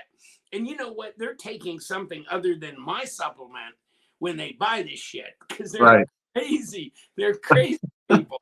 And so I swear to God, it was just like they were bored and they already own every other kind of knife. So they go buy some crazy shit that nobody can adapt. Oh my God, dude. I don't know, man. Where are you finding this shit? I swear to God, I have learned more obscurity shit in the last 9 months since I've had my website open. Baby, 11 months now. God, it'll be a full year in July 3rd that I've had my website open. Woo, you should do like a 1-year celebration. Woo-woo. Yeah, I'll knock down everybody's prices. Oh, by the way, you're a seller on my site. I just reduced your prices 25% to sell it. They would love that, wouldn't they? They go, oh, so much. Oh my God. You never know. They might say yes to that. And you'd have to get every one of 60 or 70 sellers to agree to that. Yeah, no good. Yeah, hell with that. No. Oh my God. Oh my goodness. We're going, well, do you have a first responder or military veteran discount? I do. Not my knives. I mean, they're not my knives. Now, pick a knife and tell me which knife you're talking about, and I can contact the owner and say, this is a veteran. Do you want to give him a 10% discount? Because it's not my choice, but yeah. Yeah. I'm just trying to hold on to the costs with oh my God, everybody's wants a piece of you, don't they? Well, they want a piece of you. I mean, the credit card people, and then you got transaction fees, and you got this, and you got that. You got all kinds of fees and costs. I mean, Shopify, they are giving you a break on shipping, okay? But I mean, I think I'm rolling along. I got a few bucks more than what I need for reconciliation, So I've got some money in there too. Until $498. What the hell? Oh yeah, that's combination shipping costs and your 1% fee from Shopify and blah blah blah. And so boom, and it hits again like in another 2 weeks. And so that took almost $1,000 away from me. And you thought you were Puff Daddy. Well, all of a sudden it took the puff out of you. Nobody's Puff Daddy, man. Nobody. Holy crap. We're just trying to make a living. And I just go, what have I got? I mean, Roseanne's like, are you actually making any money doing this? Because what the hell? And I go, yeah, I don't know, baby. Sometimes I wonder. So yeah, I said, I think we are. Yeah, I mean, and then you have to run all your shit when you do your taxes. So then you realize when you run all your, whatever on cash, but what is it, cash basis or accrual or whatever your income stuff? Oh shit. But I mean, it's so hard to put your arms around all this shit. You'll be okay, my friend. You'll be okay. You'll be okay. I'm getting $15 from Woobin. Woo-hoo! Woobin flashlights. They sent me, you got $15. $15. baby. That'll Hey, almost buy two. that's like half a case of beer for you, man. I mean, what were these in Atlanta at the Renaissance in the pit? Like $10 a piece almost. Dude, you can't be getting your beer over there just because, you know, Oh, oh. yeah. Okay, so what was my bar tab? And there was some food bought. What was my bar tab on? It wasn't Saturday night. It must have been Friday night. Because Saturday night we went to the Kaiser thing, but we went over for awards, but we had already missed the awards because we were over at Kaiser till like 8:30. So, but I can't remember who picked up that tab, but I picked it up like Friday. It was $350 or $60. For just beer? No, I said there was some food in there, so that $5 worth of McNuggets was in there, and the grilled cheese sandwich for $5. Oh my God. Well, I mean, You know, the thing is, I don't mind paying for good food, all right? Good food is well worth this money. Right? We went to a few places. We had one mediocre meal, but the rest of the meals I think were decent, really good. Like I had barbecue like 3 times. Okay, I had like regular barbecue, like Thompson Brothers barbecue, Oh, right? Which so was good. great. I mean, they gave you for like $11 for what I got. Tell him, Leon. I got like a piece of brisket. I got a beef sausage. I got a few pieces of smoked bologna. I got a gigantic rib. And then they gave you a bun to make it like a sandwich, right? I'm like, okay, I don't need the bun, Yeah. and then they gave you a whole thing of collard greens, right? And I Okay. was like, Side of your holy cow, this is $11. Oh 11. my God. Then we went to Heirloom Barbecue, which is like a barbecue with like a little Korean twist. And like I had regular brisket. Now that one wasn't as affordable, but it was really good. And the owner came out to meet us, and the waitress was there, and she was super cool and chill. And they had a dog there that was really nice. And man, Hey, and it's well, only standing room eating. It's only standing room. dog. Okay, there was a dog. That was like the mascot dog. That was Oh, this I white was gonna say it white was a dog. shepherd dog, and he was so friendly to everybody. Everybody petted, and he has his own air conditioned room because we had to eat outside in the heat.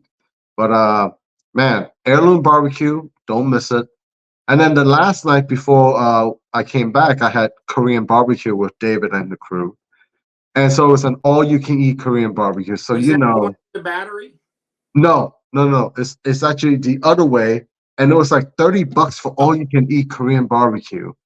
So we got our short ribs on, okay? And oh my God. Whew. Yeah. And then of course you gotta top it off with Marietta Diner and a couple uh, of spots here and there, the place that you never went to. Man, if you went there, you would have gotten a gigantic piece of cake and been like, I don't know if you like cake or not, but I'm more of a oh, I like cake, you know. Yeah. So food is my thing. I will travel for food. I will go places for food. In fact, I'm going to Southeast Asia just because of the food, okay? And to spend time with family. But hint, hint, hint, okay. food. So you're going to Malaysia and then you're going to Thailand? I am going to Hong Kong, Oh, Penang, Malaysia, which is where I'm from. So I have a lot of family members, well, several family members there. And then we're going to go to Bangkok, Thailand for like 3, 4 days. And that's where you're going to shop till you drop because everything is really affordable there, you know. and they have Uh, Thailand, right? I'm Is that sorry. what you're saying? The Thai barbecue is really because Malaysia barbecue? No. No, but Malaysian food is probably the most delicious. Okay. So each place will have really good food. But I've spoken to several people, and and whenever they ask me where I'm from, and I tell them, they're like, the best food is from Malaysia. I tell people that all the time. So if you are a real foodie, you will love Malaysian food. This is a mix of Indian, Malay, and Chinese food. So it's like a blend. Oh, wow. It's a blend of all three, and Sounds good already. oh my God. And the thing is, we never even go to like a real sit down restaurant because most of the food we eat is on the street. You have like what is called a hawker stand. And it's just a stand and people are cooking there with like charcoal fire. So things just taste really good and it's fresh. And it's just like made like right there in the moment and you eat it. And everything costs like maybe $2 US per plate. Oh, So shit. you might go there, like once you get the flight over there, you're set because the flight is the most expensive thing. You can get hotel or Airbnb Uh, and uh, you know pretty much pretty cheap there. You know, the you know hotel what? might cost I would you. not be looking forward to the flight over to Malaysia. Oh, Jesus. Oh, How so the you flight, stop in the Hawaii? flight. Where do So you is it it's at non-stop? least like 16 to 20 hours depending on how you go. In a plane So in a plane and in an aluminum non-stop. tube, okay? So Non I usually do my best to like get myself tired, Oh my and it God. doesn't work because I don't really fall asleep on plane. So I'm gonna do my best to make myself super tired so I can fall asleep on the plane because it's usually an Uh, overnight flight. So like my flight from here to San Francisco and then San Francisco to Hong Kong. So when by the time I get there, it'll be like 5 a.m. Hong Kong time. So uh, I want to sleep, or else I'll wake up like a zombie. Or else I'll be like a zombie the whole time for like the time when I land there. And that happened to me when I went to China a couple of years ago. I didn't sleep the whole flight. I was just watching movies. And so like this 18-hour flight, I was just watching movie after movie. I might doze off for like a couple of minutes and then I wake back up and then I was like, oh my God, I felt like and then when David came to pick me up, I was knocked out the whole ride. The whole ride, I was knocked out. Yeah. So I definitely want to go to sleep on the plane and not like when I land. You know what yeah, I mean? yeah. Yeah. Shit. And it's gonna be hot. It's gonna be like right now in Florida, but without AC everywhere like we have here. So I'm gonna be sweating my you know what off. Yeah. Mhm. Yeah. So That's fun just, times. I mean, Fun I times. people that come from Australia and or Asia and stuff, and they go, "Holy crap!" Or like the Midgards people coming from Germany. What a long ass flight! Because I mean, Germany is only 8 to 9 hours, depending on where they're coming from. And Atlanta is a hub, so it will be like the first place they land. Unless they landed in New York and then took it down to Atlanta. yeah, Because I flew to Germany before when I worked there, and it was like 9 hours. You know, yeah. so I yeah. mean, to me, 9 hours on a plane ride would be crazy. And to think of doing 16 to 20. Oh man, So an yeah. air So that a jet can go 16 hours without refueling. well, they show pictures of like let's say the a plane that only is in the US, right? Their engines are like half the size of the planes that go international. They are double the size, and they have to hold that much more fuel and be able to carry that much more weight Mm, and get wind through it. okay. So it is definitely a much larger aircraft than a plane that is only working inside the US, Mm, you mm. know. Yeah, but that's the thing. Like sometimes I'll fall asleep and then I'll wake up and I'm like, oh, do your best to fall back. So do it like because like there's like people walking back and forth, but the stewardess they know like when it's like we'll have dinner and then they'll turn the lights down So they'll even give you like a eye mask, earplugs, and stuff like that.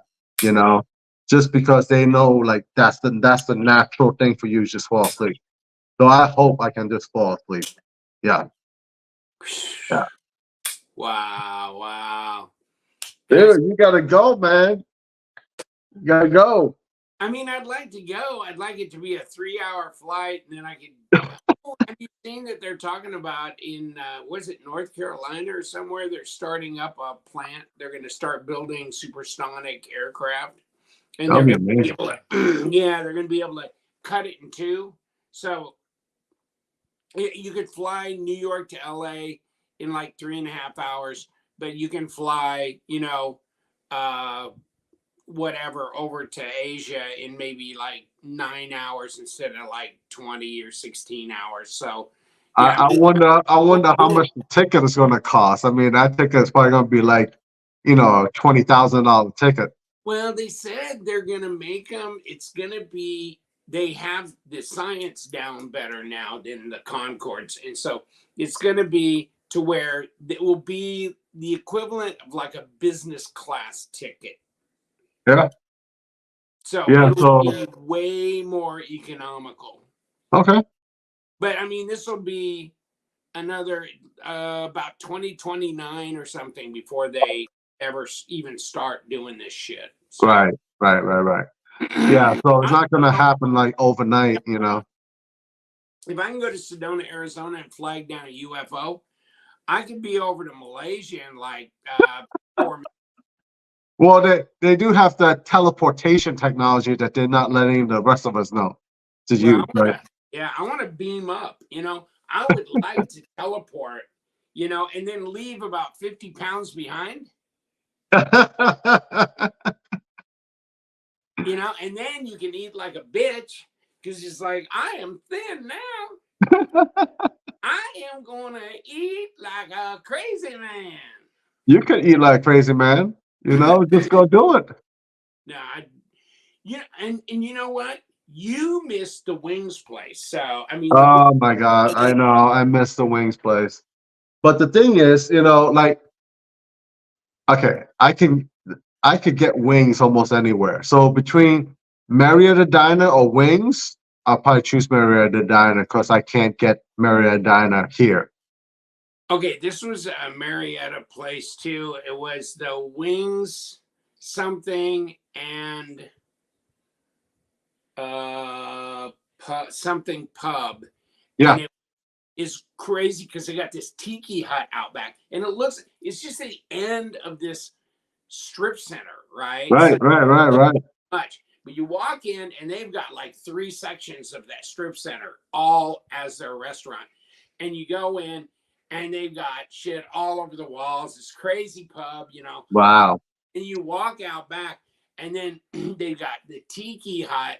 You can sit at the actual bar, which we did when we had the crazy Aussies there. I mean, they were absolutely insane, insane. And but we met them when we were at the Cobb Center, and people were getting done setting up and stuff. And Right. so we're down. Sean and I, we'd go, screw it. I mean, we got our tickets and stuff for the next day, our wristbands and shit. And so Sean goes, let's go get a beer. Okay. So we go get a beer. We're sitting at the thing, and there's a couple of guys to our right.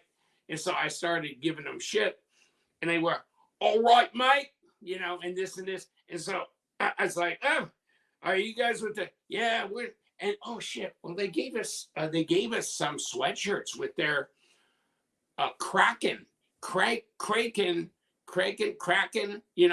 Uh-huh. the sea Yeah. creature. That's their knife, and they're custom knives. He's a custom knife maker. So look him up. Insane people, drink your ass under the table. Oh my God. Oh my God. When they left the wings place, okay, when we left the wings place, we were effed up. Okay. They were too, but they went to a more like where the ladies were, if you know what I mean. Kind of, and the next day, I mean, Sean goes in and he found them. I never saw him again. Okay. And he found them, and the one guy was there, and he says the other guy's just absolutely trashed. Okay. Trash. He showed up that whole day because he was so trashed. They were party manimals. They really were. And, Oh my God. oh my God. It's just like, oh, that's got to just hurt. I mean, I just didn't even want to think about the pain that other guy was going through. If you're in such bad shape, you can't get your ass up to man the booth at the Blade show. Oh my God. Oh man, that sounds like they had a great time. Oh yeah. Oh, they were wild, and they were funny as hell. And they just, I mean, I said, okay, so they had to go do something first. I can't remember. And so they weren't going to go over when we went over. Okay. And then, Okay. and then Dan Swaney. Dan Swaney is the guy that always takes care of me when I come into town. If I don't have Right. You told me that. He picks me up at the airport. He's got a big cooler full of like beer and energy drinks and waters, and he's got That's stuff. why you like him. He got your beer for you. Picks me up. He at the airport. He takes me to my hotel, and then he gives me this huge cooler full of all this crazy stuff. And then we turn right around and we go to the wings place in Marietta. Best wings, like they got 8,000 different flavors of wings. Oh my goodness. And their food is incredible. All the other food is great too. And so we're out at the Tiki Hut and we're just having a great time. And his brother lives in Marietta. Dan lives out of town a ways. Okay. Okay. So he comes and stays with his brother, this and that. And his brother has a son that's teenage. He's probably in his 20s now, or like maybe 18 to 20. And so he brought him along too. But I mean, it's great. It's, he does. Wow. So We had a good time. now we go there. We got to meet up. So Dan went. So we had the crazy Aussies. We had Dan, who loves to go out hunting, and he's talking about like turkey hunting and deer hunting and all this shit and whatever. And then, I mean, it was nuts. And then Sean there, of course, and my wife, and I don't know. But I mean, it was, yeah. Nice. Crazy crew. And we did that wings place 2 days in a row. 2 days? Holy shit. Yeah, the first day was just me and her and Sean. And then the second day was the Aussies, Dan, me and her and Sean. Oh my God. Woo.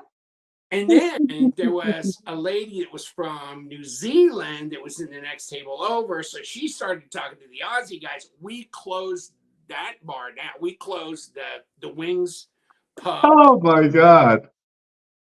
And then they left to go to another establishment. And I went, oh, yeah, I'm done. You're partied out. You partied out, my friend. I did the Blade until about 11 o'clock the next morning. I mean, I dragged ass out at about 9 o'clock. Coffee. See, that's why you're lucky, because you are like you don't have a booth or a table to man, right? Order. So I just if I get there at 11, I'm toast by 5 anyhow. I mean, I do about 5-6 hours on my feet. Right. I don't stop for lunch or anything. So yeah. One of my friends and I were talking, and we were talking on Thursday when we were all setting up. And he's a dealer, and he didn't have a table and stuff like that. And he's like, oh yeah, I don't think I'll ever have a table again, just because I don't like standing behind the booth the whole time, or a table behind the whole time. And I'm like, I totally understand, because I have a much better time on the other side of the table, but I stand behind my table because you're never going to find everybody, that wants to find you unless they come to your table. So there are people who come to my table just to say hello to me and show me. There are people who show me a knife that they had for like 10 years back. I saw that. I saw that encounter with that guy too. And I was like, oh my God, I can't believe you have this knife. He's like, oh yeah, it's been my carry every day. So it's like, yeah. I mean, definitely as an individual, as a person who used to collect knives, I have way more fun on the other side of the table, chasing the next knife, chasing the next gold and stuff like that. But as a business, you want to serve your customers. You want to be able to meet them and talk to them. Yeah, that's why I'm there.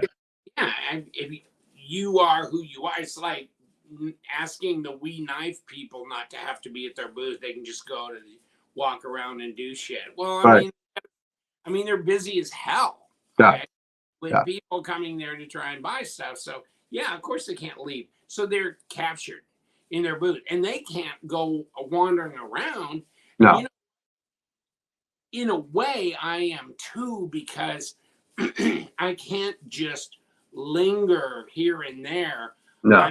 I wanted to go to Devo. I mean, I already had it mapped out where I want to go. Artisan, Kaiser, Concept, Devo, Liong Mah, whoever, and Beg Knives. And it's like boom, boom, boom, boom, boom, boom, right? Right. And many people contact me before the shows and say, are you going to be there? And if so, can you come by? So, I mean, Right. Phobos Knives, of course, Wolf Premium Oils. So I'm giving this stuff a shot. So far, the months that I've been using it, it's really working well. So Nice. so Very good. but I mean, there's just so many places, SRM. Yeah, I mean, artists, and then of course you got to go to Keto, not Reich and Riot. Okay, Reich/Keto USA. If you go to any booth, go to that booth and then go to the Riot booth. I mean, they're Yeah. both fascinating because they got crazy shit that's insane, right? Right. Now, Right. it may not be for sale. And I mean, that and Vosteed as well. Vosteed is like, is there anything for sale this time? And this time there was. You could buy shit. I mean, you couldn't at Blade West. No, Well, I think sometimes they bring samples to show people, and those samples have to go to like certain media people. I mean, like you are one of the media people, but they might need it to go to like a photographer to take photographs and all this other stuff and videos. And then so if they do like a little pass around group thing, like I've Yeah. been participating in a pass around group, that's good. That's great. And then like that helps us get the word out because this knife community, no matter how big we think it isn't that big. it's There are not. No. there are people like we had a conversation about like, okay, where else can we go to, to talk about our work and really be able to broadcast our work, and that's the thing that we want to really find and focus on, especially like, we think like our group is huge, but really it may not be the biggest group, and you want to reach other markets. You want markets that never heard of you before, and then all of a sudden they're like, oh wow, these knives are interesting, so yeah. Yeah, I mean, but it's a retail event. Yes, it is. So, And I mean, so I like when expect they bring those knives, they probably should have thought twice. They probably should have been like, oh man, if we don't have any for sale, then what then? Yeah, I mean, and yeah, they do. I mean, Vosteed had stuff for sale. Keto, Reich, they had stuff for sale. And they always have fascinating, crazy ass shit. Okay. Yeah. So I mean, a lot of people just pass them by. They'll go to Hinder and Spyderco and blah blah blah blah blah, but they won't check out things like Reich, and it's Ah, very strange. oh, I hung out with like American manufacturer on Friday and Saturday evening, right? They've never heard of me before, and they've never seen any of my knives before. And they were like, okay. I'm like, cool. So we hung out on Friday night. I didn't have one of my knives with me. I left the show and I left without a pocket knife, right? What? Yeah, I know, crazy. And so I Uh, left, and then a friend of if mine you were invited me out a pocket knife, you could be yeah, invited me to have dinner, and then he invited these American manufacturers, and I was like, oh yeah, and they're like, what do you do? I'm like, I design knives, and They're like, can we see one? I'm like, I actually don't have a knife on me because I carried a Trinity that I brought with me to like just open packages and stuff. Well, because I didn't have any Trinities for sale to show, somebody was looking for a Trinity that came up to my table, and so I sold the one from my pocket to him. And I gave him a little bit of a break on it. You know, I was like, I have been using this. Actually, I use it to cut weed barrier like just a couple of days ago for my garden. And do you mind that? And he's like, no, not at all. I'm like, okay, fine, you know? So I sold my own pocket knife. So when I left the show, I didn't even think about it. I didn't carry a knife on me. And then so when we went to dinner, they were like, "What kind of knife do you design?" I'm like, "I don't even have one on me. I feel so like sad right You now." make it without a knife on you. I mean, you gotta at least have a binary or something. Yeah. And Yeah, so get under your booth, you get to grab one. I would the, have. and then the next day I went to show them the Cuff 3.5 and Would have. and then I showed them the Warrior 3 and they were like, "Holy shit, dude, you do some nice knives." And I was like, "Thank you, thank you, thank you so much." You know, but it's like these are American knife manufacturers that probably have been in the business for like 30, 40 years. We're all in the same room. They've never heard of me before. So Wow. you could imagine how small my circle is then, you Wow. know? And as small as the community is, that they had never. Now, there's tons of people I've never seen before. Right, right. I mean, So there's a lot of makers that I don't know about. right. So you're only as big as your circle is, and there even though we're all in the same room, we don't know about everybody in that room. No, no, you don't. Yeah. No. And there's a lot of people I don't know about. I mean, I just sold 3 knives from Gecko Knives or whatever it's called, Gecko Customs. Okay. And I had never had those knives in my hand before. Wow. But Are they all 3 of cool? them sold the first day. I dropped them on my site. Boom, they're all gone. Okay. Do you know Gecko Customs? I have no idea who it Yeah, is. there you go. I mean, small world. Isn't that weird? Yeah. Yeah. Yeah. But I mean, most of them I think I know, but I mean, it's of the folding knife people that are factory production people. Okay. Mm, Necessarily the ones that are having them OEM'd. I mean, because there's a lot of American people that are having higher end production knives OEM'd in China. And I don't know all these people that are doing that because yeah. there's new ones coming on all the time. Right. Right. No, there is, and there's probably going to be more later this year, and more next year, and more the year after that.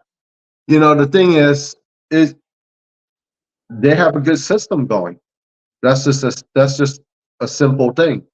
They have a good system going where they produce a quality product, and unless there's someone else coming in the down the pipeline that can match the product or produce such a good quality product, and that then they open the door up to like everyone producing products there, it's going to be China for a while, you Yeah, know?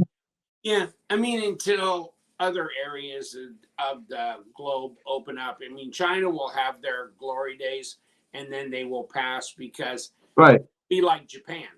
right, Their middle class is getting richer and richer, right. and prices are going up, and they are going up. And Yeah. really, the United States is getting to this crossover point where they could bring a lot of this back if they had anybody in the United States that wanted to OEM knives.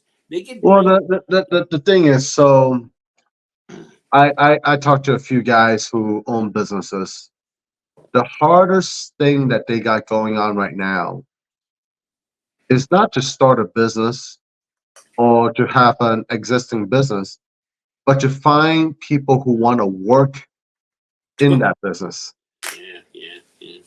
And not just to work in that business, but not to, work in that business and demand like a ridiculous salary just starting out. Yeah. So, that is something that a lot of business owners are expressing. And there is nothing I can say about it because I have the same issue, right? Um, and it's just like, there's going to come a point where people are going to see like how much the labor is actually worth. And if it's worth that, then you pay it. But the labor can never be more than what the business actually make, right? And people don't understand that point. People think like, well, the business made $100,000 this year. How come I'm only getting this? Well, what about all the other stuff?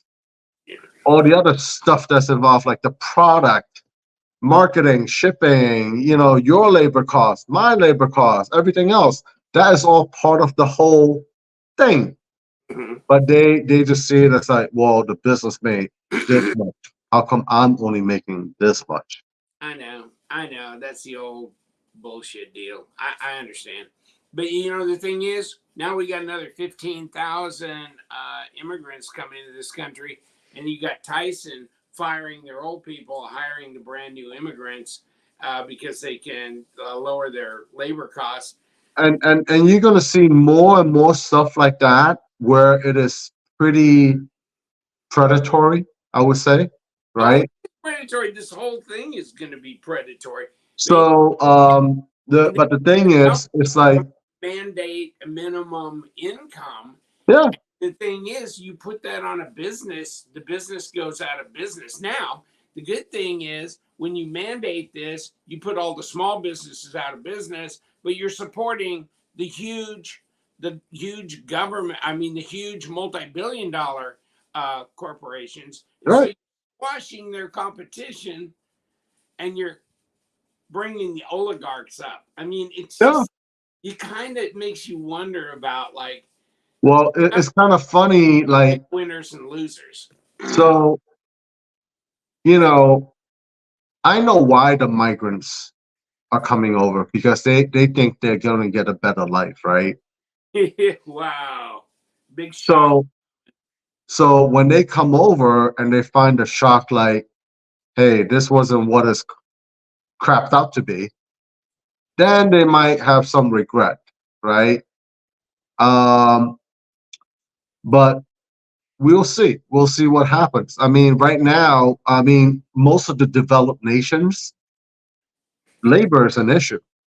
I mean, labor is an issue in Europe. Labor is an issue here. Labor is going to be an issue in Southeast Asia. You know, all developed nations go through this, and migrants are everywhere. To do the jobs that the people in the country don't want to do, Yeah. and they don't want to do it at a certain rate that they're getting paid for. They want a much higher rate. But the job is a job, and we might get your time, knock on wood, where you might have to take a job because you have to put food on the table, and that's that. You know, yeah, Yeah, but I mean, yeah. we're ready to go to work at McDonald's because it's $20 an hour. So now you can make $40,000 a year just Which throwing. is kind of crazy. I mean, the thing is, that you read about all these fast food restaurants closing down. That's only going to come to a point where they can keep the prices low enough that people still want to go to a fast food restaurant. Liong, you can go to Wendy's and you can get a biggie bag for $5.99. Yeah, so if it's $5.99, what does it cost for Wendy's to make? It probably costs them like less than 50 cents, you uh, know. I'm just But saying, who knows? no, Who knows? I no, don't know. I mean, I don't know. I'm not Wendy's either, so I don't know. you go through the drive-through. I mean, Roseanne, we went over to Bradenton, blah blah blah. We were coming back and went through or maybe we were over Port Charlotte or Punta Gorda or something like that, going to the Sam's. And on the way out, stopped at a drive-through to get me a burger and stuff. She wasn't hungry, and it was like, I think it was like $13 just for me to get like a double cheeseburger, fries, and a drink. Sounds about right. And you can go into a cafe downtown here, and for $13 you can get, I mean, you can get a hot plate lunch, right? Right. Right. Meatloaf and gravy and mashed potatoes and green beans and a salad. And, I mean, it's just, I don't know, it's crazy. Okay. Whatever. And pretty soon, competition. Actually, a lot of people now are not going out to eat as much because the prices are higher. That means people are going to lose jobs. But well, you know, I cook most of the time myself, right? I mean, but wages. Yeah, I have a set of skills, you know, so I cook a lot at home. Now, I do treat myself once in a while and go out to eat, but it has to be good. Like, you know, I've had meals that I'm like, what? I won't come back to this, you know? So if it's not something that I enjoy eating, I'm like, whatever. I'm not going to do it, you know? But yeah, I mean, if the wages outweigh the profit of the establishment, then there was, you know, they're not going to be able to hire the person. That's just how it is. I know. But it works to the detriment of small business and to the benefit of big oligarchs because Right. they know how to manipulate the system. Okay? Right. And Tyson Foods is one of the biggest in this country, you know? I used to hear from people all the time. We go over to the Walmart offices in Bentonville. We sit down and they go, okay, so you produce socks, right? And so you have a 3-pack of socks and you want $12 for the 3-pack. And we're telling you $8. And you go, what? We can't do that for that. Yeah, $8. That's all we're going to pay, or you're just out. You're gone. Okay. Right. And so they have to take it to China because, I mean, and Walmart pushed a lot of manufacturers over to China. And they were just like, they're not price negotiators, they're price makers because they have the market, right? So if you don't have your socks at Walmart, you've lost like 75% of your market. Screw you. That's right. That's because right. there's not a bunch of equivalent shops to put your socks in because Walmart wiped out Main Street of all the small towns across the country. So now you got Walmart, and you got to talk to us. And if you don't deal with us, you don't really have a company. Yep. Oh, that's exactly what happens. I mean, and that's the thing. Like we keep wanting cheaper and cheaper products. Yes. And then it's sort of like, well, and I'm guilty of this too. Okay, I go and price shop everywhere.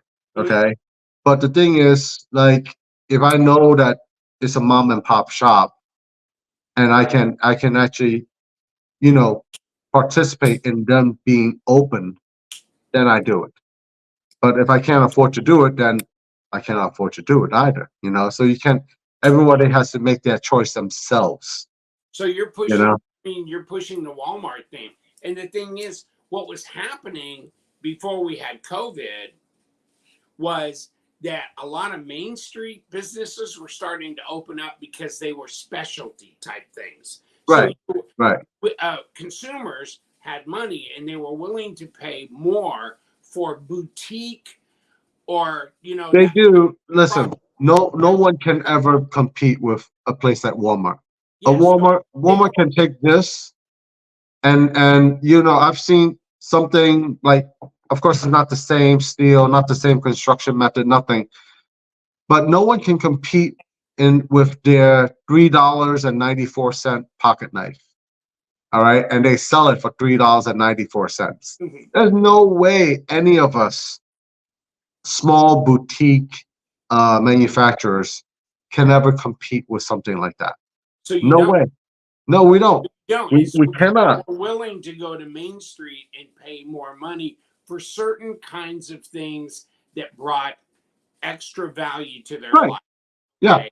So they were foodies, or they were chefs, or they were people who wanted a really superior, like, kitchen knife. They didn't want something from the dollar store, you know? Right. I mean, and so they had these businesses blooming. And then here comes COVID, and wipes out the Main Street. They were all forced to shut down. Yeah. And so they just went broke. I talked to this bankruptcy attorney who used to hang out at the same bar with me, and he goes, I've got business for the next 10 to 15 years. Mm. It is amazing. Mm. And he says the reverb will last for decades. And so, you know what? This is what you do. If you want to just shut down the little guys so the big oligarchs can do better, that's all you do. Just put out a pandemic. Bingo. Yeah, all of us will know the effects of COVID years later. Mm-hmm. You know. Oh, they're Yeah. already talking about it. It's already starting to come out, but there will be more later. Yeah, history will tell the story. Right. Okay, so does that mean I gotta go because my iPad says 25% power? We've been talking for 2 hours. 2 hours and 10 minutes. 95%. I mean, you know what? What the hell? Did we make it through all my knives? Oh, yes. Matrix. Okay, so we got to stop it. So if you're still here, that means you're really a troubled person. If you're still listening. And if you made it to this point, I will tell us prize. Tell us in the comments that you made it to this point. And the code word is end of days. End of days. Okay. End of days. Put the code word end of days. And you know what? We're going to have a giveaway for all you people. And I'm not going to put it in the comment section or anything down there. End of days. If you stayed with us this long, then all you have to do is put down end of days as a comment. And if you do that, you will be in the drawing for some extra yet to be disclosed prizes, but they will be good. Awesome. I'll figure them out because I just put them over there. I put a Spyderco Endura, okay, that's worth, it's Zohm one that's worth $100, and a Gerber pry bar thing, and another thing, and you're going to get a swag pack and that kind of thing. But got to put end of days, and you got to know, okay? I think that's great. That's great. Right. Got to do that because we're boring as, and so, you know. Alrighty. Like food from Malaysia to the COVID shutdown. I mean, we've talked about every stupid ass thing we could. Other than we talked about a shitload. Showed off a bunch of knives. That's right. Yes, we did. Oh, S90V and titanium in the new pyrite. The new pyrite. What blade shape is this? I think it looks more like a Bowie. Exactly. It's the pyrite buoy. And it is titanium and Did you say Bowie? The pyrite. B-O-Y. Boy. Boy. Buoy. Okay. Bowie. Okay. Okay. So, end of days. Shh. Anybody who didn't listen this long, they're out. Okay? Thank you, guys. Thank you. Until the next one.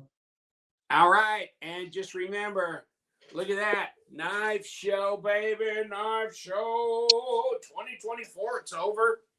But it's Stay sharp. It's never